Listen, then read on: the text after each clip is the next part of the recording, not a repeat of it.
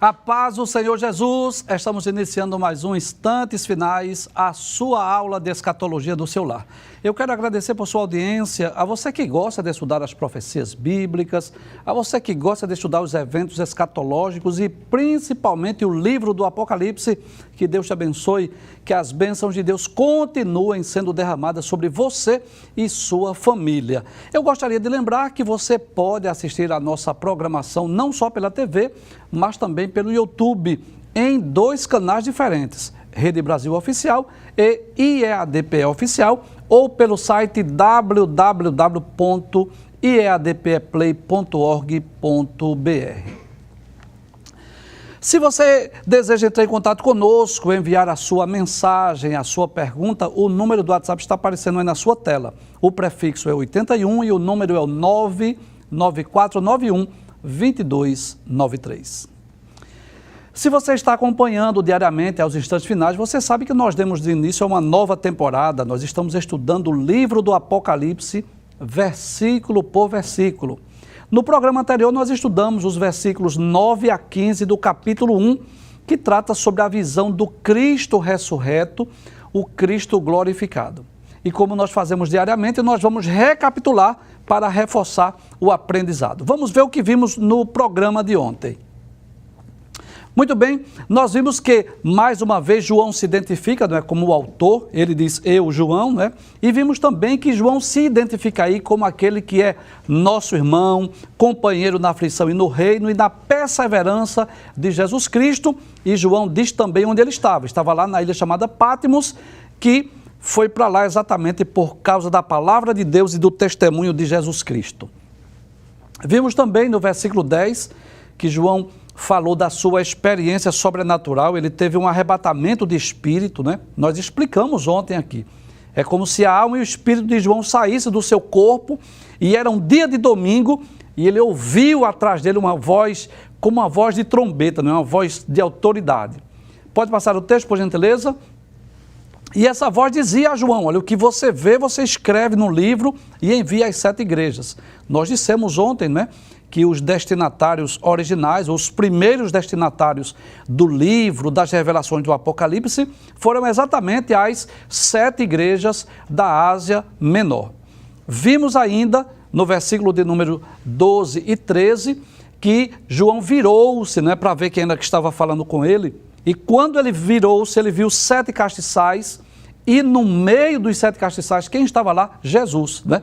Que é apresentado no texto como um filho do homem, e estava vestido até os pés de uma veste comprida e cingido pelo peito com um cinto de ouro. Vimos também, no versículo de número 14 e 15, que João traz detalhes da forma pela qual Jesus se apresentou. Cabelos brancos como a lã branca. Nós dissemos que os cabelos brancos de Cristo não fala de velhice, sim da sua eternidade. Os seus olhos como chamas de fogo fala da sua onisciência, e os seus pés, semelhantes ao latão reluzente, fala do sofrimento que Cristo enfrentou quando veio a este mundo. Esse foi o assunto, né? Os textos que nós estudamos ontem. A partir de hoje nós vamos dar continuidade nesse mesmo texto, mesmo capítulo, e vamos dar continuidade a partir do versículo de número 16, né, dando continuidade a essa visão gloriosa que João teve quando estava lá na ilha de Patmos. Nós dissemos ontem, né, que as duas maiores visões, revelações de João foi exatamente a primeira e a última. A primeira porque João viu, né, o Cristo ressurreto, já fazia aproximadamente 60 anos que Jesus havia sido assunto aos céus, voltado aos céus, e João teve esse privilégio de revê-lo. E a última revelação do Apocalipse, que é o capítulo 21 e 22, onde João viu exatamente o novo céu, a nova terra e a nova Jerusalém. Vamos dar continuidade, capítulo 1, versículo de número 16, o que é que João viu na ilha de Patmos quando Jesus revelou-se a ele e ele teve o arrebatamento de espírito. Versículo 16, João continua a descrever a pessoa de Jesus. Nós dissemos ontem, e eu faço questão de repetir esta informação.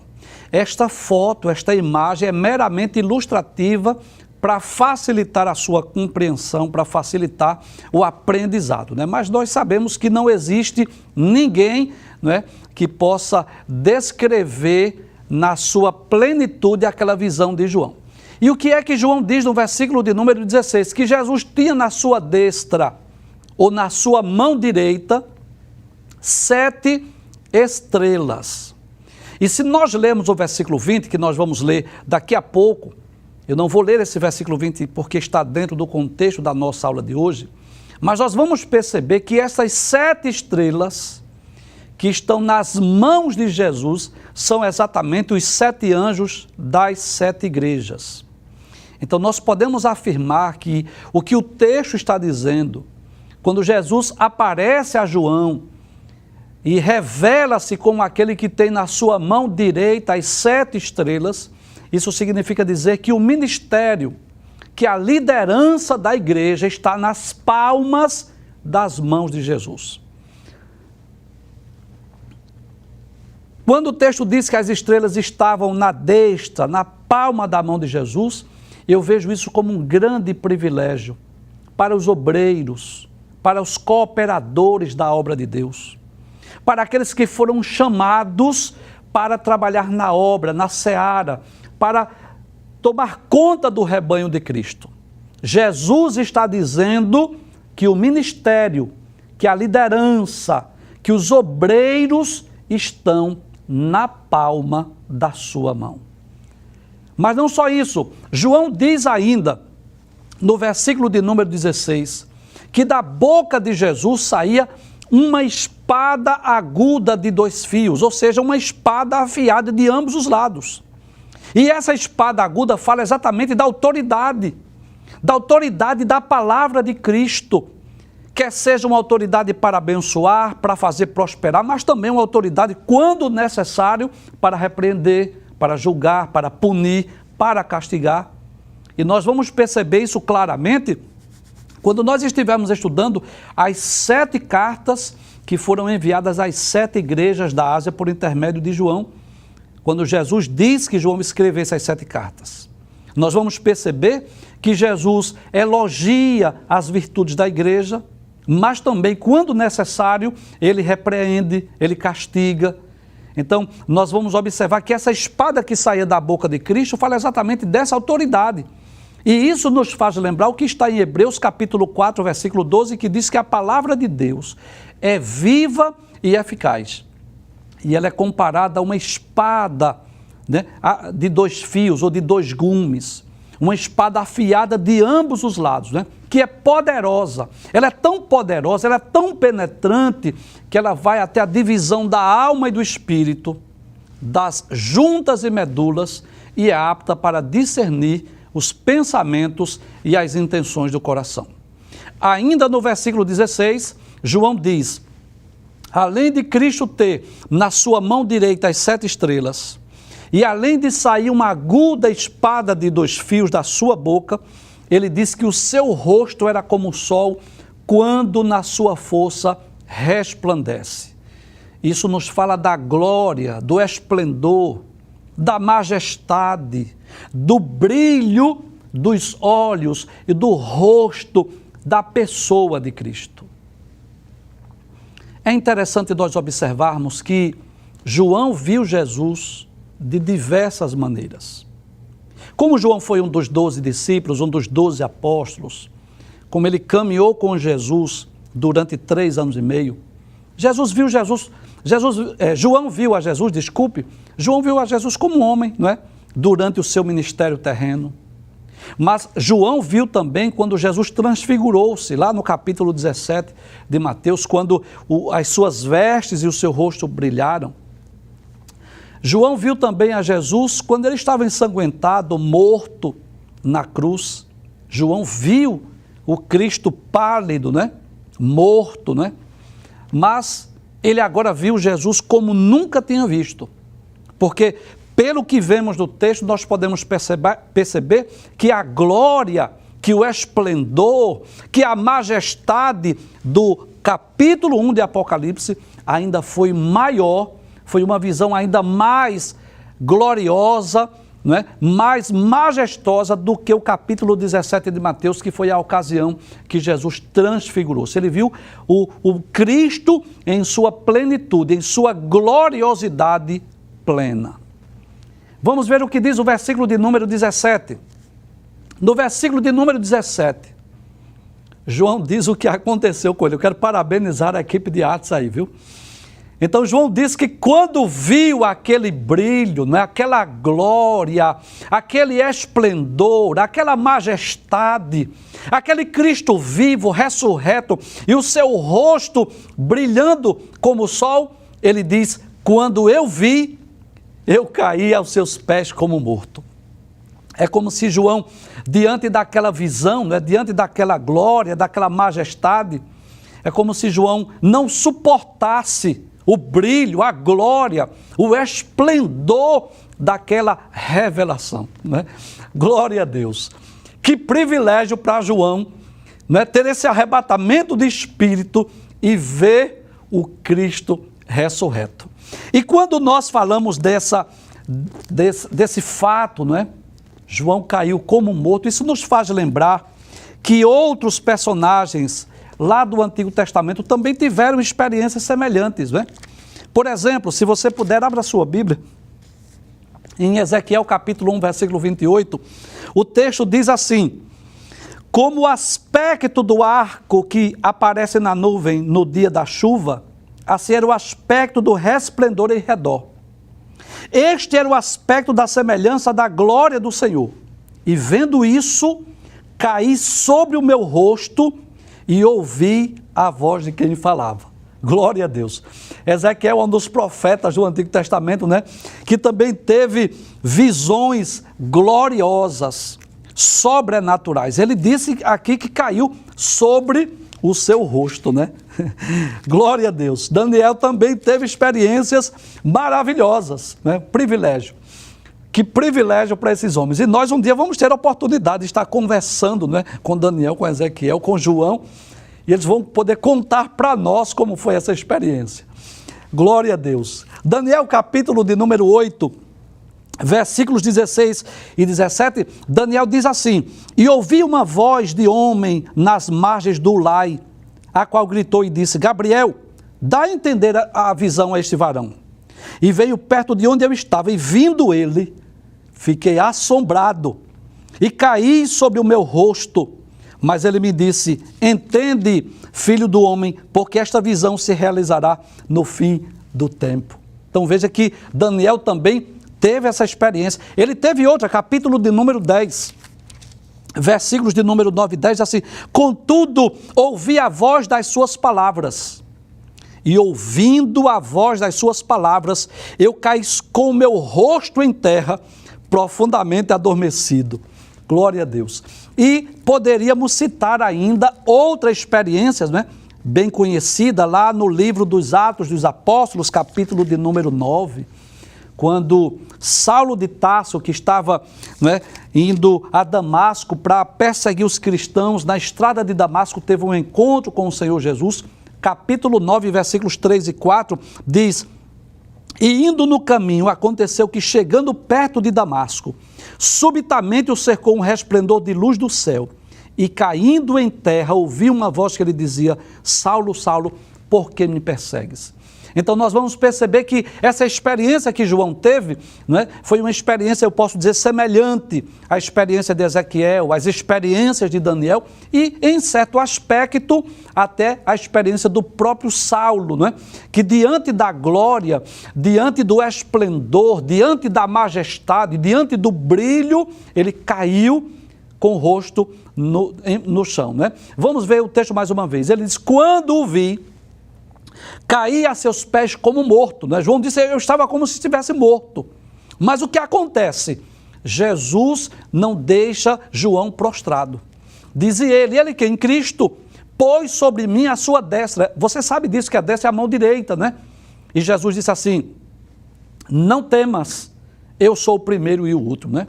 Então Jesus colocou sobre ele a sua mão direita.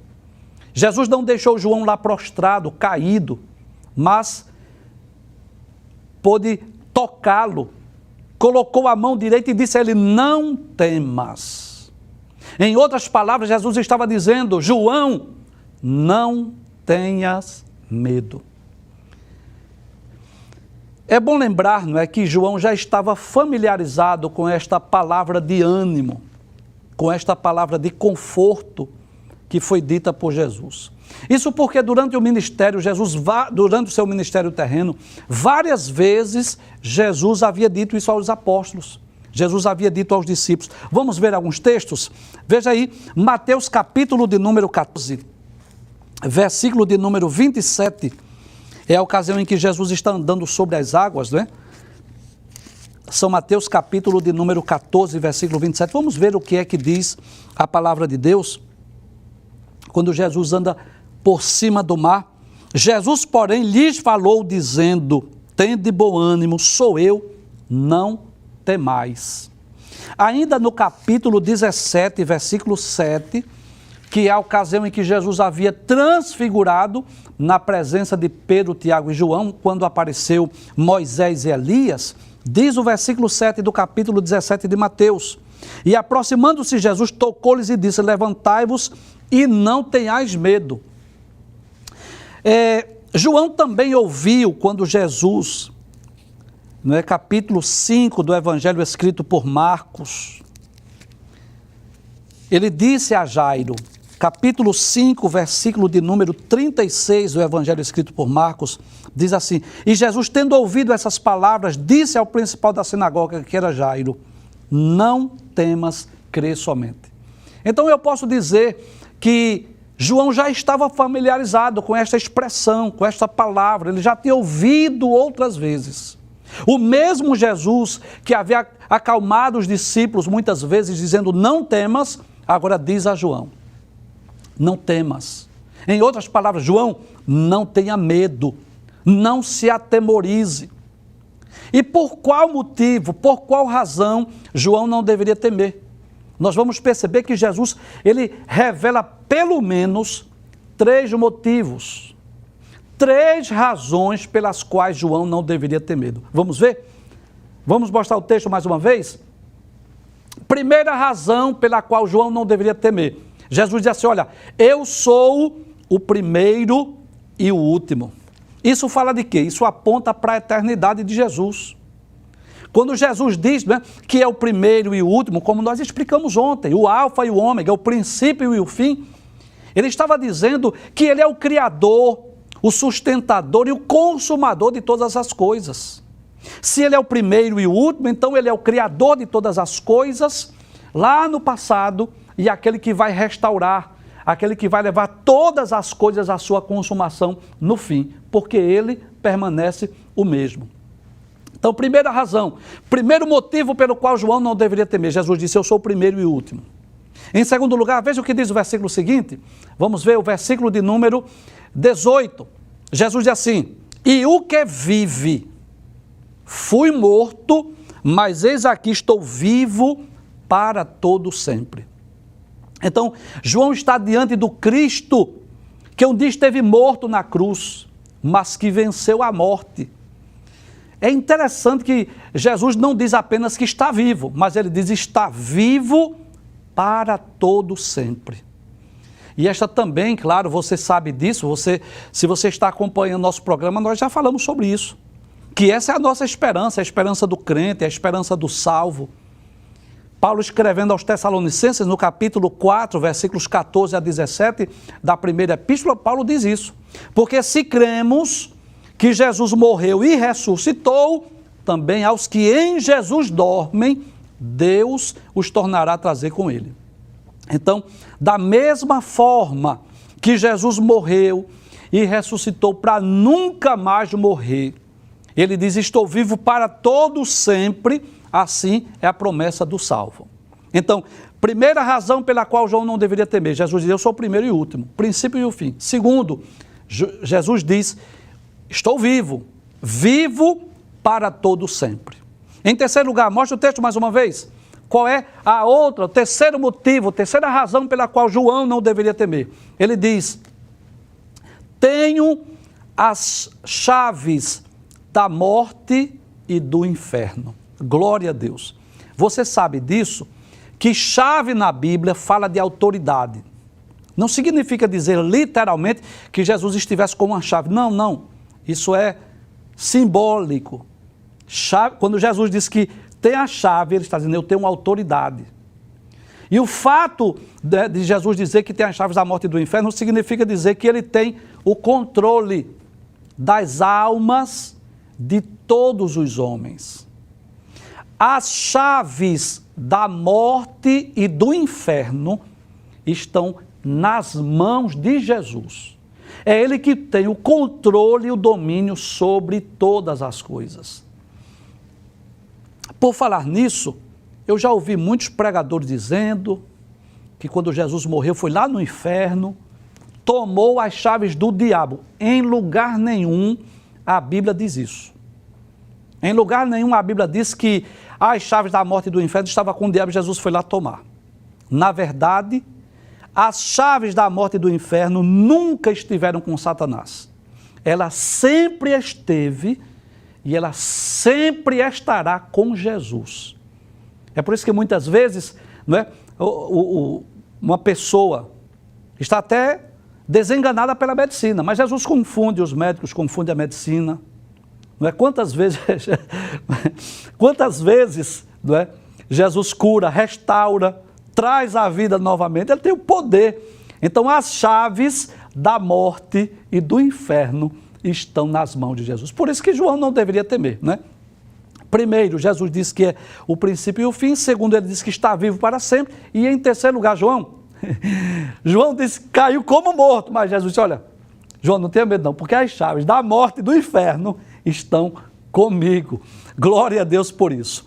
Vamos ver o que diz o versículo de número 19. Então, no versículo de número 19, nós vamos perceber que ele fala sobre as três principais divisões do livro do Apocalipse, né? Não de forma explícita, mas de forma implícita, nós vamos perceber aí as três principais divisões do livro do Apocalipse. Volta lá para o versículo 19, por favor. Ele diz assim, escreve as coisas que tens visto, e as que são, e as que depois destas hão de acontecer. Então esse texto descreve aí as três principais divisões do livro. A primeira, as coisas que tem visto, refere-se exatamente ao primeiro capítulo. Refere-se exatamente ao capítulo 1, que é exatamente esse texto que nós estamos estudando. Essa visão do Cristo ressurreto. A segunda divisão, não é?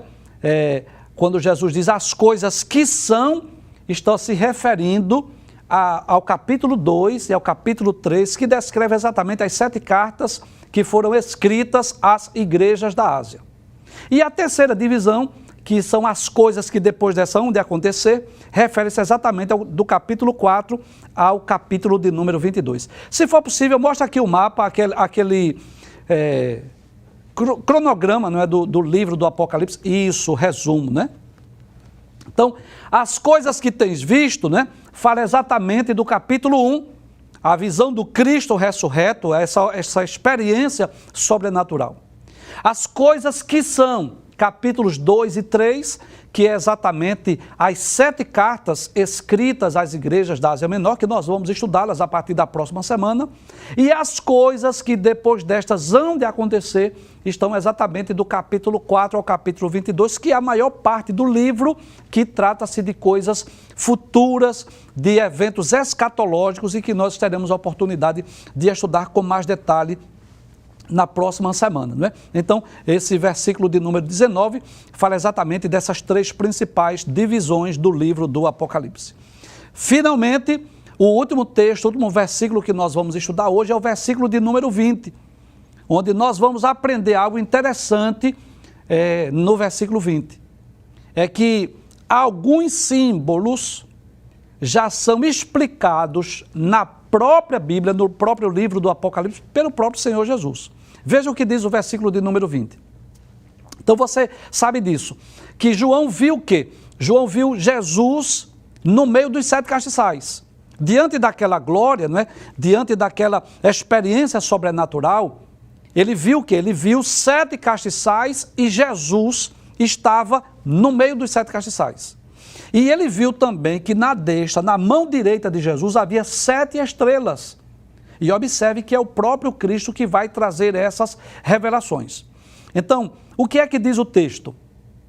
O mistério das 7 estrelas que viste na destra, na minha mão. Desculpe, que viste na minha destra e dos 7 castiçais de ouro. Daqui a pouco eu explico. Volta para cá, por gentileza. Então, quando a Bíblia fala de mistério, nós devemos entender que pode referir-se tanto a algo oculto, algo inexplicável, que está além da compreensão humana, mas também pode referir-se a um segredo que foi revelado, né? Então, por exemplo, existem coisas ocultas, existem mistérios na Bíblia que só a eternidade, só quando nós estivermos no céu, é que nós vamos conhecer. Mas nem sempre na Bíblia os mistérios são ocultos. Em alguns momentos, em algumas ocasiões, os mistérios são revelados. Por exemplo, na primeira carta de Paulo aos Coríntios, do capítulo 15, versículo 51. Veja que coisa interessante. Paulo está falando sobre a ressurreição. Mas Paulo, no versículo 51, ele diz assim: eis aqui vos digo um mistério. Veja, Paulo vai trazer a explicação. Que mistério é esse, Paulo? Ele diz: na verdade, nem todos dormiremos. Ou seja, Paulo estava dizendo: eu vou revelar algo aqui a vocês que vocês não sabem, que vocês não conhecem. E o que é que eu vou revelar? Paulo diz que vocês pensam que todo mundo vai morrer, mas não é. Haverá pessoas que não vão experimentar a morte. Então, nesse texto, voltando ao texto de Apocalipse, capítulo 20, capítulo 1, versículo 20, nós vamos perceber que o próprio Jesus, ele vai dar a interpretação desta visão, desse mistério. Então, ele diz assim: as 7 estrelas são os anjos das 7 igrejas. Então, quem são esses anjos? Nós vamos estudar na próxima semana. Nós vamos observar que alguns desses anjos, né, alguns desses obreiros, desses líderes, dos responsáveis pelas igrejas, alguns deles são conhecidos pela história. A Bíblia não diz o nome de nenhum deles. O anjo de Éfeso, Esmirna, Pérgamo, Tiatira, Sardes, Filadélfia e Laodiceia, nós vamos perceber que a Bíblia não fala de nenhum nome deles. Mas a história nos mostra quem era o líder, quem era o responsável, o obreiro, o presbítero, o pastor daquela igreja. Inclusive, nós vamos perceber que as cartas, na verdade, qual era o intuito, o objetivo de Cristo? É que aquelas cartas fossem escritas para as igrejas. Mas por que é que diz assim, ao anjo da igreja de Éfeso, ou de Esmirna, ou de Pérgamo? Porque aquele obreiro, né, aquele líder, quer seja um presbítero, quer seja um pastor, que recebesse aquela carta, ele tinha o quê? Tinha a incumbência, ele tinha a responsabilidade de ler aquela carta que foi enviada por Jesus através do apóstolo João. Muitas pessoas me perguntaram essa semana como foi que essas cartas chegaram nessas igrejas. A Bíblia não diz. Mas o mesmo Deus, o mesmo Cristo que apareceu a João, que trouxe as visões, que trouxe as revelações, ele proveu meios para que as cartas chegassem no seu destino. Então, o próprio Cristo, né, ele aparece nesse texto para falar sobre esse mistério. Então ele vai dizer, volta ao texto novamente, que essas 7 estrelas, quem são? São os anjos, ou seja, são os obreiros, os líderes, os responsáveis pelas igrejas. Aquelas pessoas que estavam na liderança da igreja, os principais responsáveis. Nós vamos perceber isso, que depois da morte e a ascensão de Cristo, claro, quem foi que liderou a igreja? Foram os apóstolos, né? Então, Tiago, Pedro foram os líderes, as colunas, Pedro e Tiago foram as colunas da igreja. Mas nós vamos perceber que depois da morte dos apóstolos, outros líderes, eles assumiram a liderança da igreja, eles ficaram responsáveis. Então Jesus deixa bem claro que essas 7 estrelas são exatamente o que? Os anjos, os homens, os responsáveis. Nós não cremos que esses anjos aí sejam seres angelicais, não cremos nisso, nós cremos que são homens, que são responsáveis pela igreja. Porque nós já dissemos aqui que a palavra anjo, né, Tanto no hebraico, malak, quanto no grego, angelos, significa mensageiro. E aqueles líderes das igrejas eram exatamente os responsáveis em ensinar, em doutrinar as igrejas, eram os líderes, os pastores, os mensageiros das igrejas. Então, nós vamos perceber que essas 7 estrelas nas palmas, ou na palma da mão de Cristo, representam exatamente os 7 pastores ou os 7 anos da igreja. Mas não só isso. Ele diz, e os 7 castiçais que viste são as 7 igrejas. Nós já dissemos aqui que havia realmente lá na Ásia Menor as 7 igrejas, no sentido literal.